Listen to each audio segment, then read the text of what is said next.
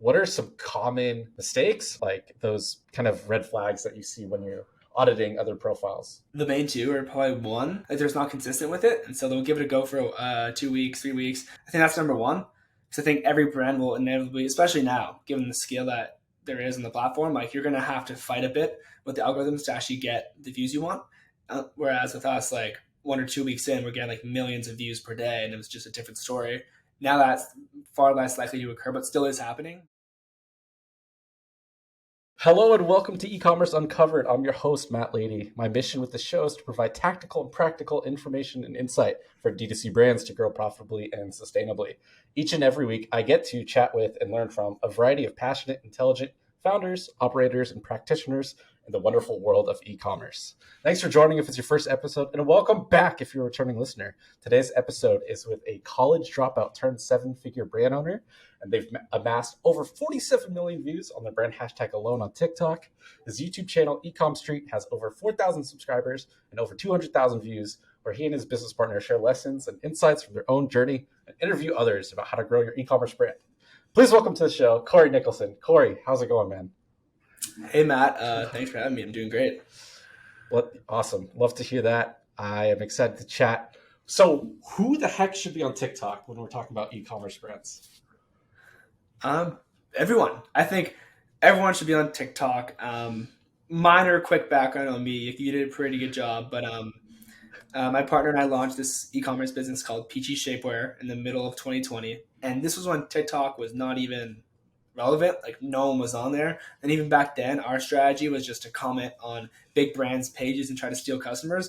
But then we started uploading videos. And that's how we really obviously started to see leverage and see things grow. And so obviously timing was part of it with COVID and TikTok and being early. But with that, we were able to grow a brand with 170K followers now. And TikTok accounts for a lot of our revenue. Like there's just every day a consistent flow of customers and orders and traffic coming in that you can then retarget or collect emails with, etc. And so for the past 6, 8, 9 months or whatever, I've just been preaching to as many founders as I can to get on TikTok and less of maybe Facebook or whatever else is draining their money, because organic sales is obviously one good thing to have. Okay, so everyone and their mother should be on TikTok. Got it. Okay, so well, they already are. They already are. Yeah, like they already are there. Bigger than Google last year. Yeah. So everyone should be on it. Got it. And they already are there. So if it's day one, if I'm listening to this right now and I want to start on TikTok today, I'm not on it yet for some reason. Where do I start? How do I start? What sort of resources do I need? What kind of people do I need? Like what would you tell someone that's just getting started today? Right. Well, assuming they already have a brand and they already have some content they've ran on Facebook or Instagram, the first 30 days looks like spending 20 minutes a day on TikTok's For You page, just seeing what's relevant in your niche. So if you sell candles, that's looking at candle DIY, candle making, etc. If you're selling skincare, like you know where to go, like watching the influencers do their thing.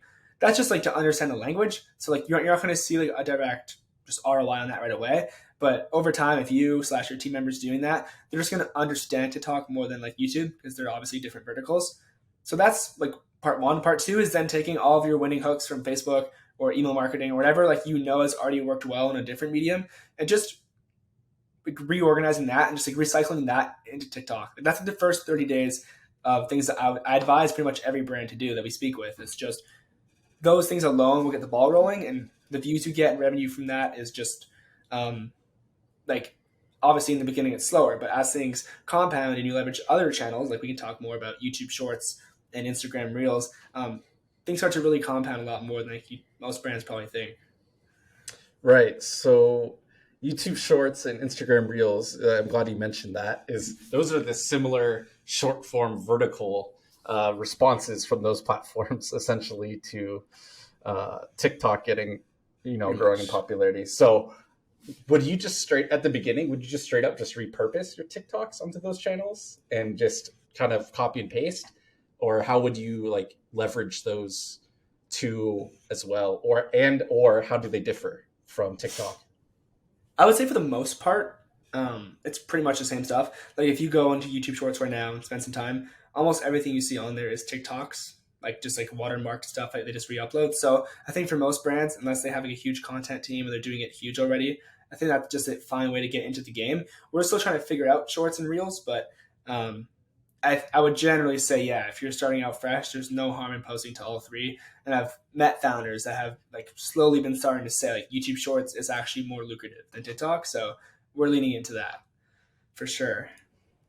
Neat. Yeah. Yeah. That's it. Might as well, if you have it, might as well repurpose it, reuse it. Takes a couple extra seconds, a minute to Pretty re-upload much. it. Yeah. To another one.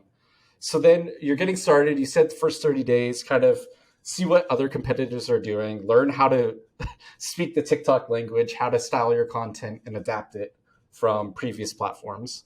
So then from that 30 days or during that time, what are some of the metrics, some of the stats you're looking at? What are the numbers to meet? Like, how important are followers? How important are views? Is it comments? Like, what should you be focusing on when you're just getting off the ground?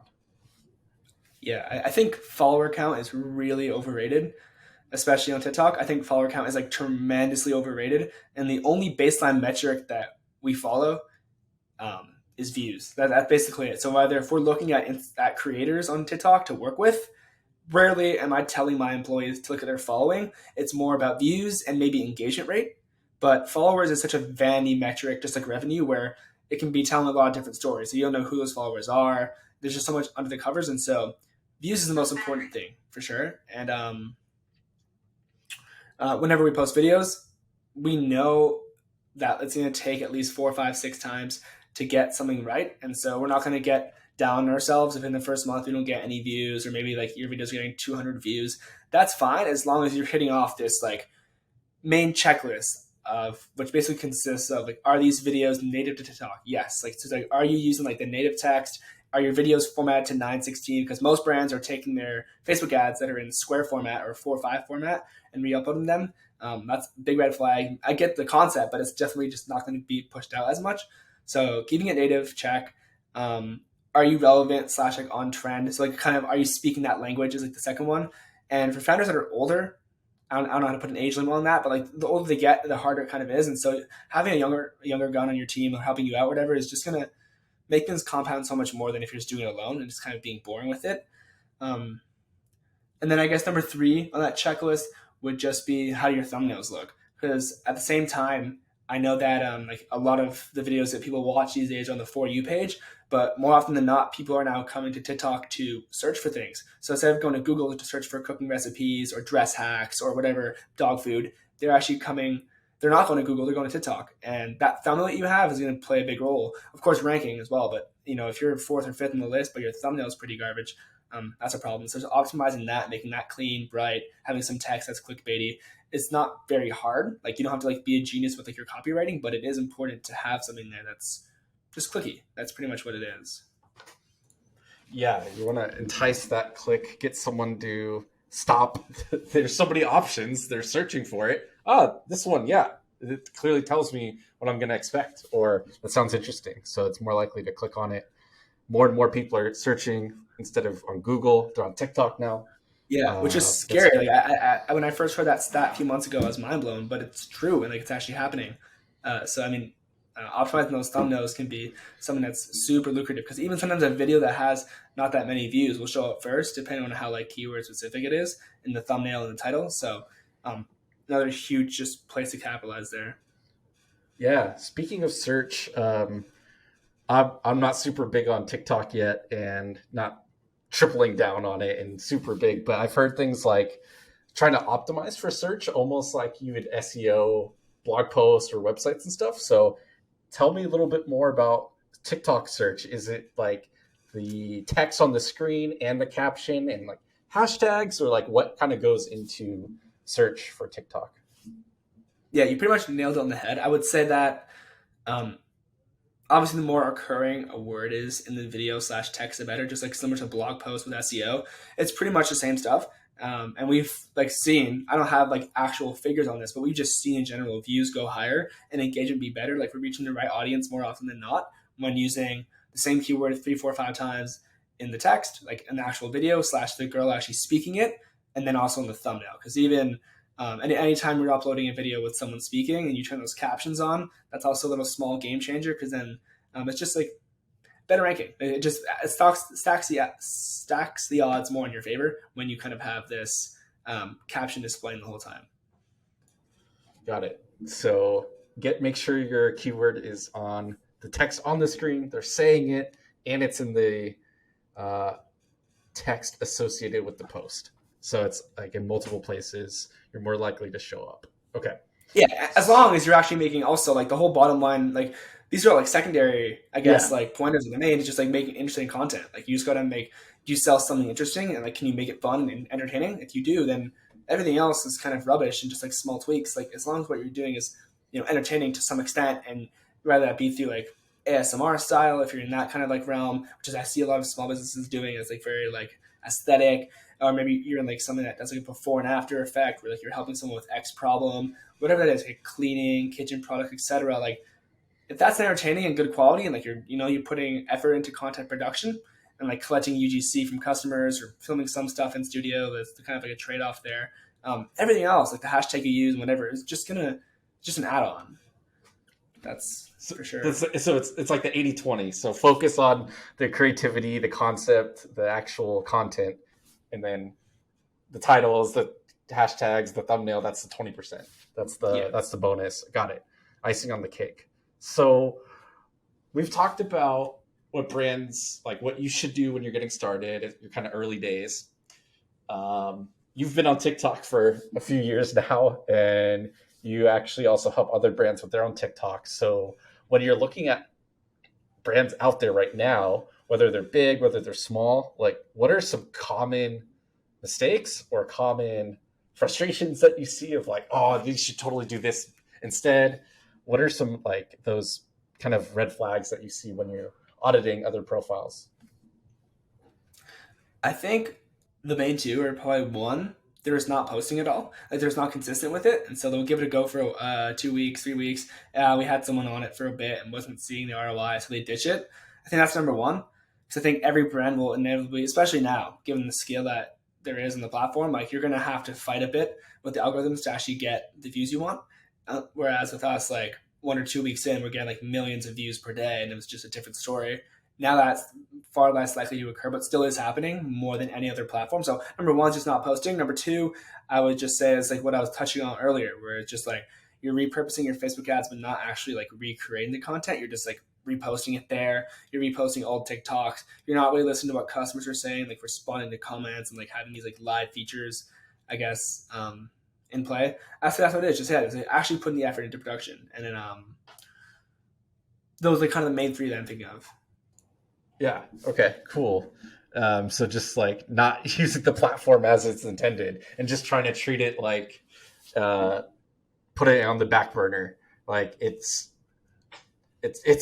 can be a huge area for growth, and building community and getting feedback and word of mouth and all that stuff. Huge. So just huge. Just like stick with it. It'll take a little bit more time to ramp up compared to if you got on it 2 years ago. So that's good to know. Exactly. And it all just comes down to entertainment.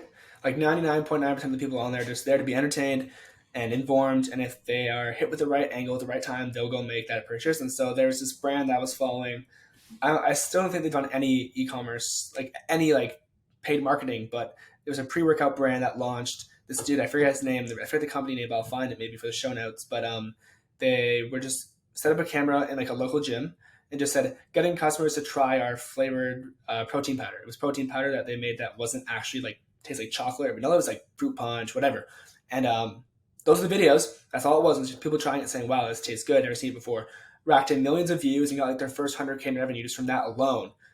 And then once you're in that position, you can then figure out the capital and how much you want to do with paid or influencers or whatever. Like, sure, like those aren't bad things. But when cash is tight and you're just like, look, I have 2K in this bank account. How do I make this grow? It's not going to be through Facebook ads. It's going to be through this organic strategy that we're seeing now, where it's more entertainment, building that top of funnel out, and then you can optimize lower afterwards. Yeah, man. That's a really good point and really cool to bring up the entertainment value and why, like what the platform's for. People are there That's to the laugh. Entertainment side, Yeah. There's also the entertainment side and there's the education side. And so I think the best example for that, so entertainment, like there's endless ones, like obviously Peachy, this protein powder one. I think on the other side for education, there's this founder who I met once over in Salt Lake City, and he's on Twitter. His name's Isaac.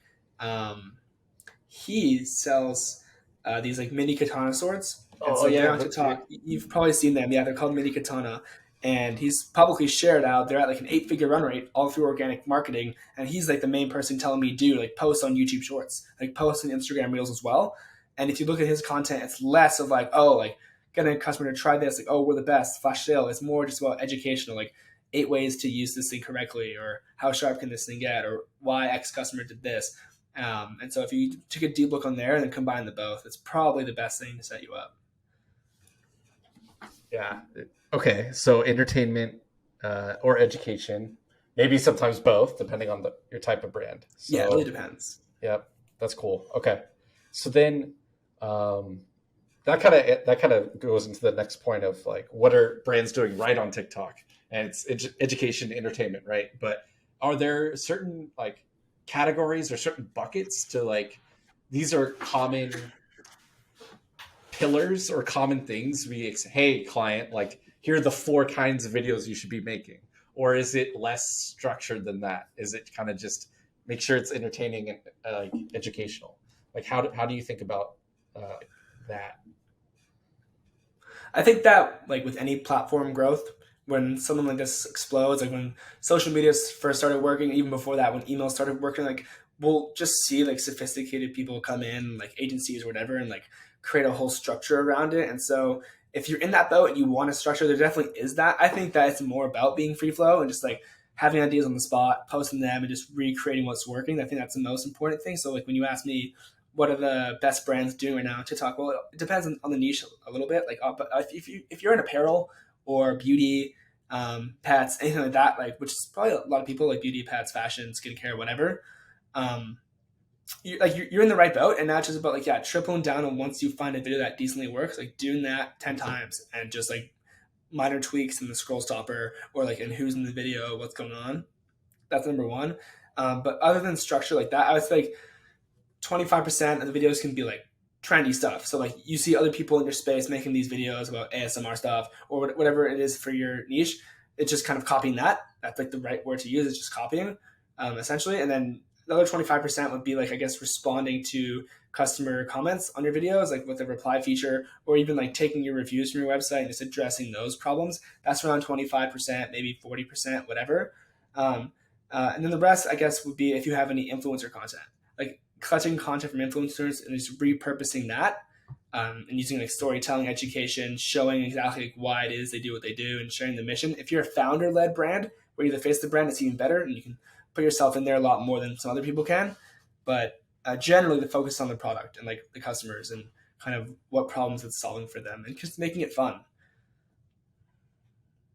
Making it It's fun is hard at times, but It is very the, hard, yeah, on the nature. But I think that most people can get more creative with it than they think. And like the best way to be profitable in any marketing is through the creative, which, as the name suggests, is just like getting smart with it. And we've seen like too many brands do this. There's like even just like we've seen production videos get like millions of views, where like a girl will have a small business over in Utah and just show her packing process of like getting an order, printing the nice label, putting it on the bag, and kind of shipping out the package, stuff like that, where it's nothing special, but it's just creative, satisfying, nice, and she just repeats that. Um, that's all it is. There's like a brand yeah, called Britney's Candles. Britney's Candles is doing this kind of where like she'll make custom candles based on a customer content. Like a customer will comment, sorry, just saying, hey, can you make this version of a candle, this, whatever. And she'll just take them through like that 30-second process of pouring the candle, the wax, the satisfying stuff. And that's it. So there's nothing crazy to it, but it's just fun to watch. And so you might not see a direct ROI on that like right away. Like you're not going to see like your sales just explode. But a week later, 2 weeks later, when it's someone's birthday, you want to buy a candle, like you're thinking of that brand you saw on TikTok, and not like the one on the shelf at HomeSense. It's That's like where like the real ROI is from. yeah, yeah. It's not just hey, I'm pushing out $100 of Facebook ads today. I got 200 back today, and I got a 2x ROAS. Cool. It's more long term. It's building this funnel, this community, and it's really investing into the long tail and long form of like the long run, right? Like, so when you are ready for that decision, and you are thinking of like birthday present for someone, it's that candle, it's that Yeah, shirt you just saw, it's the bikini, it's the skincare, it's the makeup, whatever it is. And it's not always that same day. Like, oh my gosh, I just saw this. So you're not saying be on TikTok, get immediate sales the same day. You're saying invest into this channel because it's going to be around. It's been around. People have seen success from it, and people are going to keep seeing success from it. exactly. Yeah. And if there's any social media platform that you can post on organically and see any kind of ROI, it's definitely here versus like your typical Instagram grid post or Facebook. It's kind of maybe like Pinterest or something, but it's more just on TikTok. That's where everyone is. And so I just like Gary Vee famously says, like I just go where the eyeballs go. That's kind of like what I do. And like one area where I'm lacking that I really hope most people listening also do is like look into YouTube Shorts as well. I'm trying to crack the code. If you go look right now, we're doing pretty bad on there. A couple thousand views in some videos, but we're gonna really try fixing that over the next 30 days and see how much more we can make from those. It just seems like a big opportunity as well. YouTube already has a huge uh, user base, and YouTube shows up on Google search already because Exactly. Google and YouTube are together; they're buddies. So I think Shorts is just that. And anytime these platforms have these new features, these new opportunities, they like pushing them out. So YouTube Shorts is relatively new. So I think you're on the right track, and I think you'll end up cracking it like you did TikTok. Just because some people don't use TikTok, like some just don't, but they all day they're on YouTube, so you're just kind of Exactly. missing It's out. important to be on both. And if you're a brand that has like zero idea how to do both and like you're out of ideas, I think some people just get so brained in they need like a whole refresher. A content gold mine is probably Reddit. Like whenever you're stuck with an idea, just search up whatever space you're in. So say it's fishing, say it's beauty, whatever. Just spend an hour a day with you and your team, just going through Reddit posts and taking those main, I guess, like gold nuggets from those posts and putting it into like a Google Doc or a sheet and just executing on those. That's enough to get you going. And then inevitably one of them are going to hit. You know how to triple down, get more content. But that's how I'd start. Like just getting ideas wherever you can. For most e-commerce brands, I would think that's Reddit, like where customers are, or Quora, Reddit or Quora. Those are great options and great ideas that are often forgotten and overlooked, and it's just free. It's just there. It's public. People talking about what they want to talk about, and they're sharing their real feelings. So Reddit and Quora as well. Okay, so next one I got for you is the next few things I'm going to ask you. Rate 1 through 10 on how important they are for growing your account. So the first one is posting frequency and volume of posts. 1 through 10, how important is that? I would say 9. 9. Okay, and we'll go through them all, and then I'll come back and ask you why. Hashtags, 6. sounds or audio, I would say 7. and then sort of general trends and like things that are up and down like that. They spike and they're popular for a second, and then they go away. I would say like 9. Okay, so interesting. So let's go back. So posting frequency and volume of posts. Why did you give that a 9? Because you just gotta get your reps in, as anything else. Like you gotta get your reps in. I think that you don't need to do it crazy. So you don't need to go 0 to 100, but just posting twice a day, even once a day. If you just literally just don't have the time for it, just put effort into one video a day. That's all like they're asking for. Like they mean the algorithm. Once or twice a day is all you need to do, really, and that's very important, especially in the beginning, is getting your reps in. And I've seen this with creators as well. Like we were doing a collab with a creator, and she was posting every day. Great. Then she had something happen with her family, whatever. Didn't post for 5 days. Next video she posted was our stuff. It didn't do as well at all. Like the views were down like 80% than usual. Sucked, but we know why. It's because even just being inconsistent for a couple of days, you get penalized for that, which is unfortunate. Like, does that suck? Is it like incredibly monopolistic for these companies to do that to creators? Yes, but it's how the game is played. Gotcha. Yeah. Okay. So it's important to keep up So it's maybe not as much as frequency as consistency is more important, especially in the beginning. Get those reps in. That makes sense. So hashtags, it was your lowest rating. So tell me why that was a 6. I just think that if people could growth hack with just hashtags alone, like it would be unfair. I was like we were kind of saying, like the hashtags are just like icing on the cake. So I mean, adding them and it would definitely help with ranking better. Like you want to work smarter, not harder. So like including them is definitely important, but it's not going to 360 your page because everyone that's already doing hashtags, like they're not.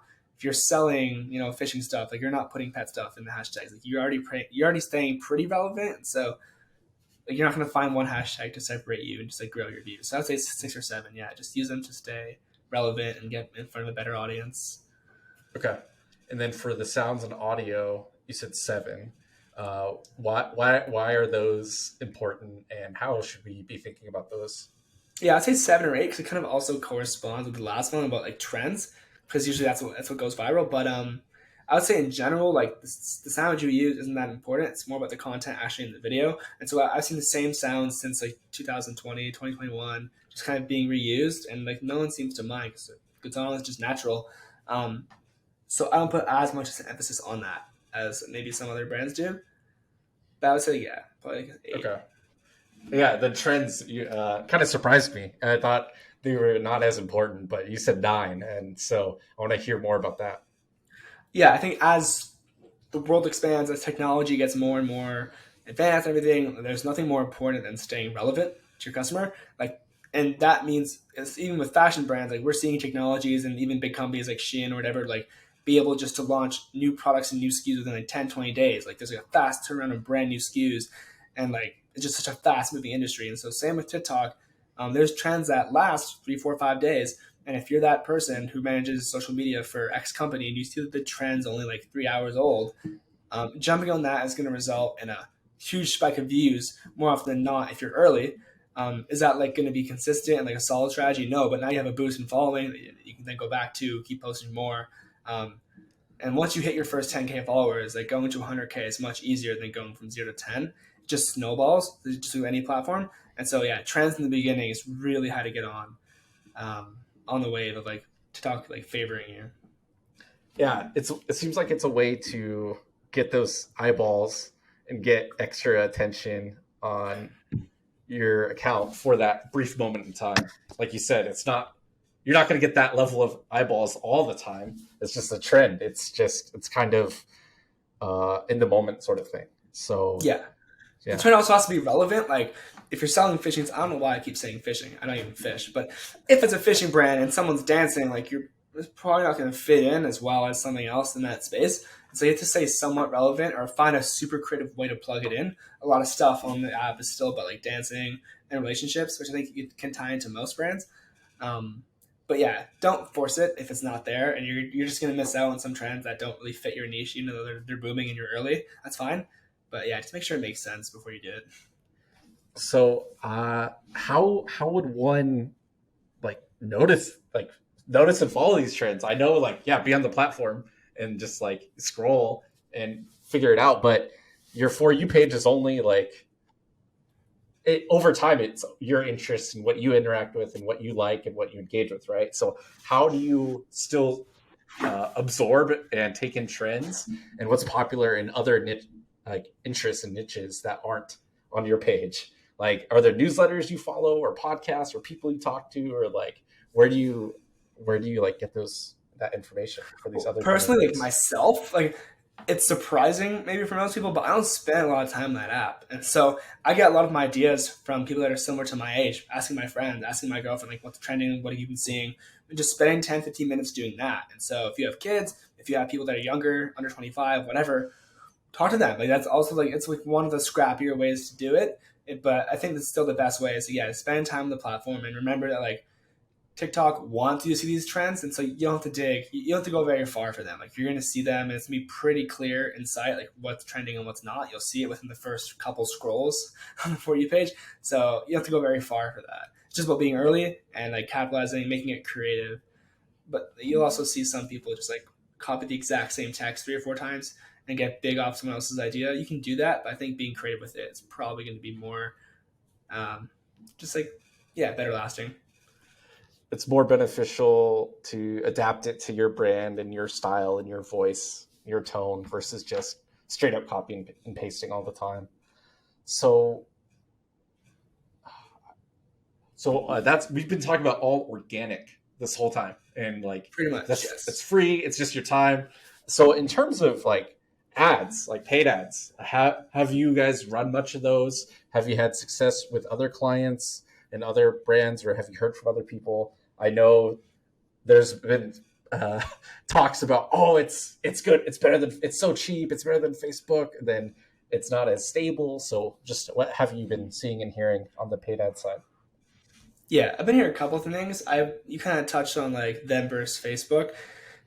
Fundamentally, I still think Facebook is has the best machine learning and stuff in place for you to like go and have find consistent scale. But with that, it's also much more hard to be profitable. Like clicks are through the roof, CPMS are higher, and the whole iOS update that I'm not going to talk about because everyone knows about, but the whole iOS thing kind of shook things up there, and that happens to every like even TikTok ads are like affected by this iOS thing. But I think that for most brands, spending more money on TikTok versus Facebook is probably better right now. I'm seeing across the board, most people talk about how I guess one major problem is that they can't spend past 15, 20K a day without seeing results diminish. Most people, myself included, are not spending near those amounts, so that's fine. But it's also important not to spend too little. So I think like if you want to launch on there and try things out, try to spend at least $200 a day in the account just across everything. In terms of actual ad sets and what we're seeing work is more about stacking interest than anything else in the ad group. So instead of just doing one interest or lookalike or leaving it wide open, I think that's maybe good if you're a huge brand and your pixel already has a ton of conversions, like tons, like 100,000 plus.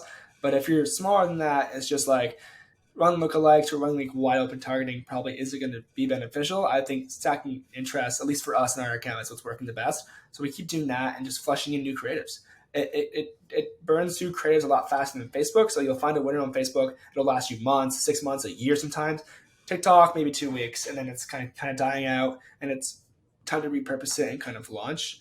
But we are putting some effort into paid ads, and we are kind of it's hard to keep track of what exactly is going on in TikTok's platform. I've set a rule of thumb now that whenever I see conversions on an ad set, I usually multiply that number by 2.5 and pretend that's a real number. Do I have like a ton of proof to back that? Well, I'm using Triple Whale, so I can see kind of what's going on there. But I multiply it by at least 2 to 3, and then call that my real CPA because I just know it's higher. Um, that's one thing I'm seeing for sure. And yeah, I think that the best strategy out there, like if you want to kill four birds with one stone, skip to the end, you want to do all this stuff and you want to do it right. I think the master plan is that you want to have organic strategy in place where you're just posting once a day and that's just generating interest and getting views and growing the brand name. Then you want to spend more of your time sending these like free samples and PR packages to influencers across the globe, especially in your niche. So we didn't touch on that, but shipping them to micro creators across TikTok, and there's a certain way to do this and a certain script, and so I can touch on that as well. But doing that for 60% of your time is like huge, like 65%, whatever.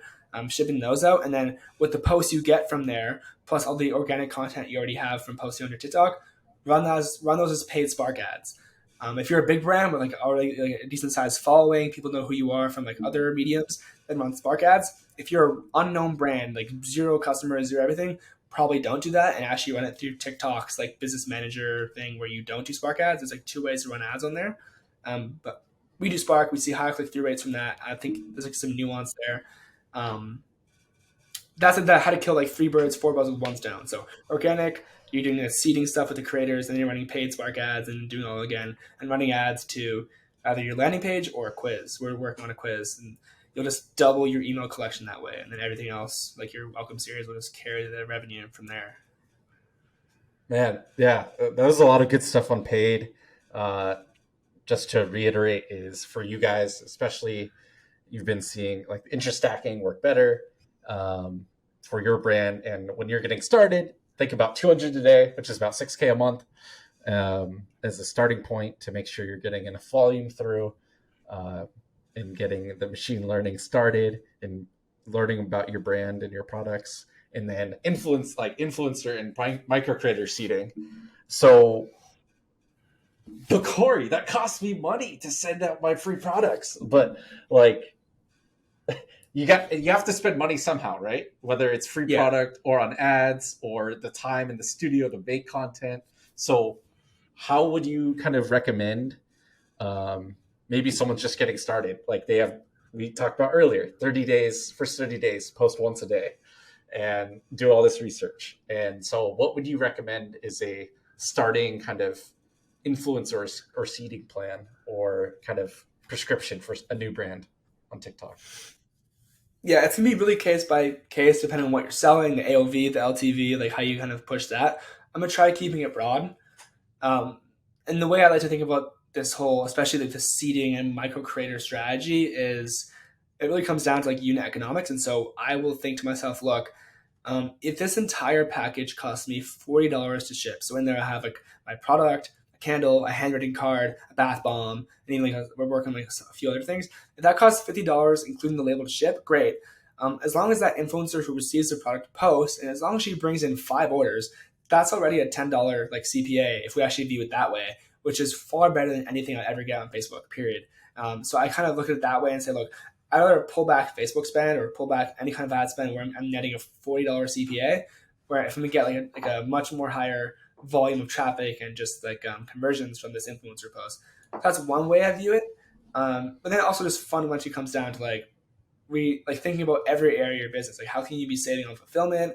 Are there softwares you're overpaying for that you can just cancel or maybe negotiate with?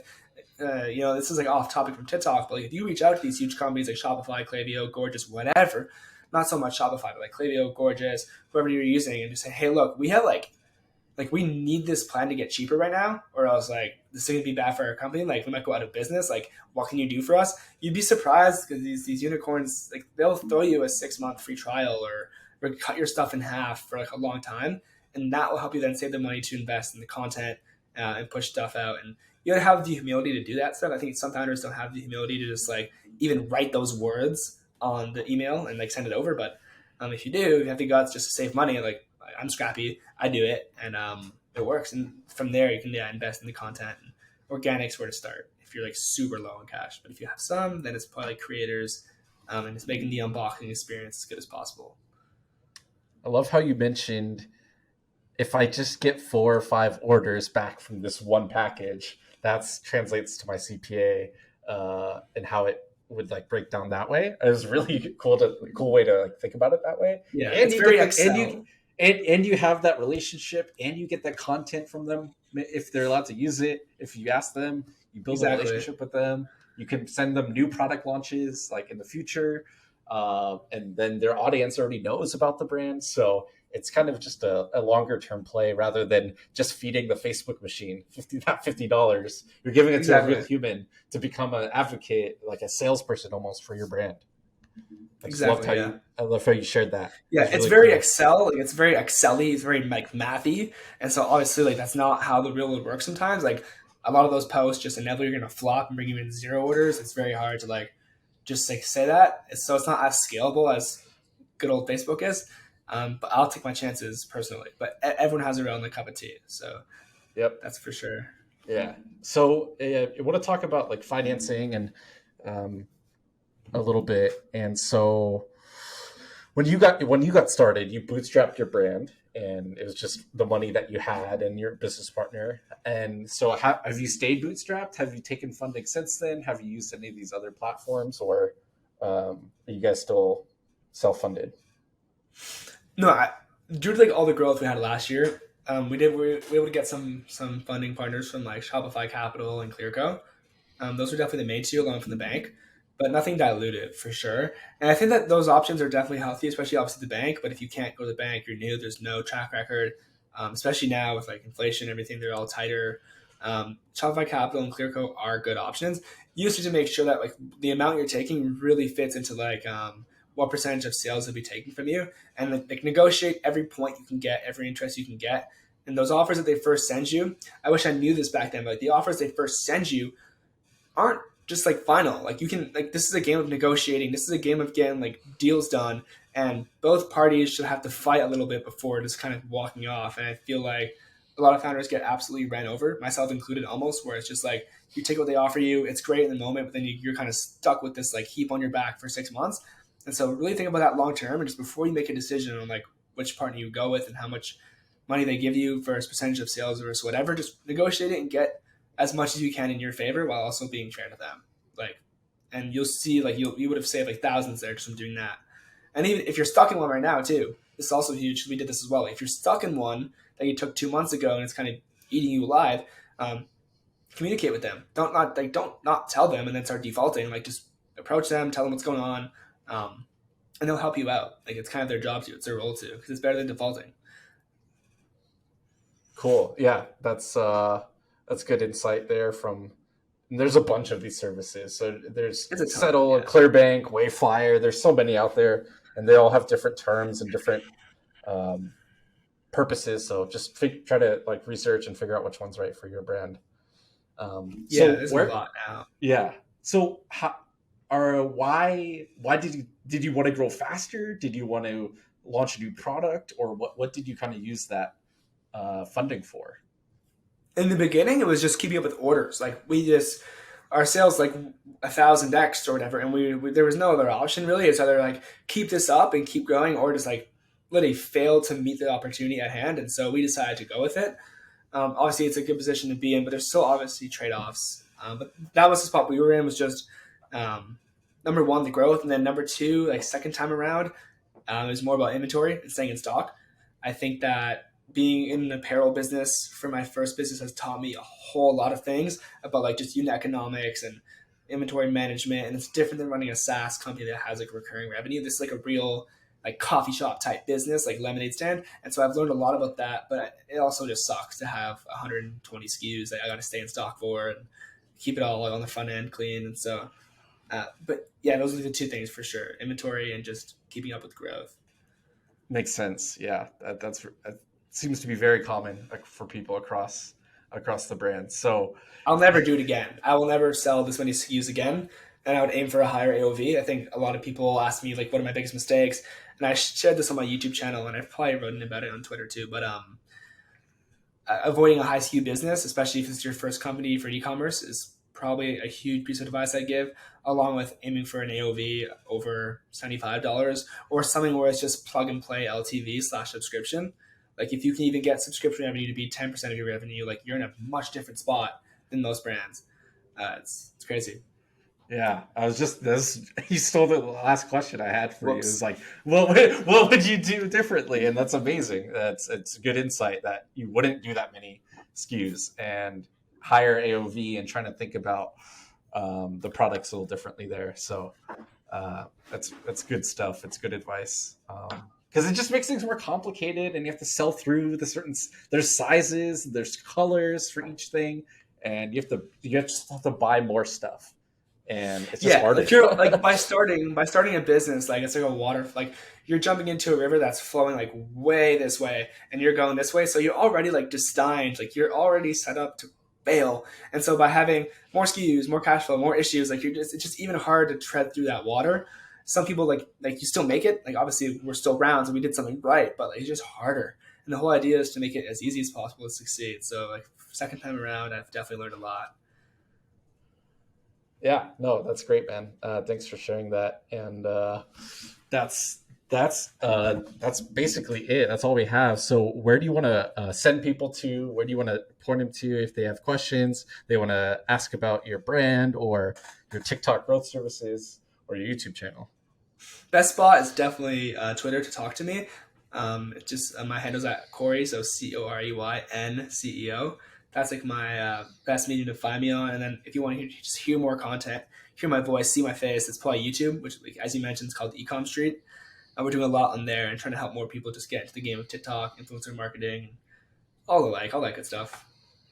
Awesome, man. Thanks. Go check out Corey. We will link all of his stuff in the show notes. And yeah, thanks for your time, man. And everyone else, we will catch you on the next episode.